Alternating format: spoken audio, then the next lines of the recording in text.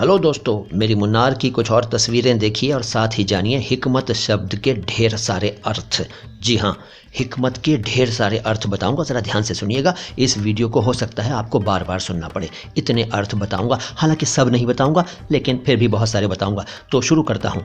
हिकमत शब्द का अर्थ है अक्ल, खूबी, भलाई, बेहतरी, तरकीब, चाल, फ़लसफ़ा, अक्ल की बात, ढंग, तौर तरीक़ा, ट्रिक, बचत की आदत, राज यानी रहस्य यानी भेद, और तत्वज्ञान, कला कौशल, बुद्धि चातुर्य, युक्ति, हकीम का काम, वैद्य का काम यानी देसी दवाइयों के माध्यम से इलाज करने का काम।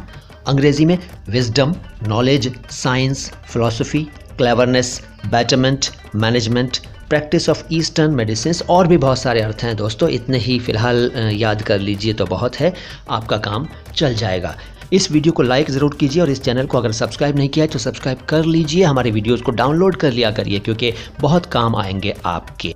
और इसके अलावा अगर आप हमारे मेंबर बनना चाहें, हमारे चैनल के मेंबर बनना चाहें, तो ज्वाइन बटन मौजूद है। ज्वाइन बटन दबाइए, चैनल की सदस्यता प्राप्त कर लीजिए और शान से सीखते रहिए शुद्ध उच्चारण और अर्थ उर्दू और हिंदी शब्दों के। मैं मोइन शम्सी हूँ, चैनल है माय हिंदी माय उर्दू। सलाम हिंदुस्तान।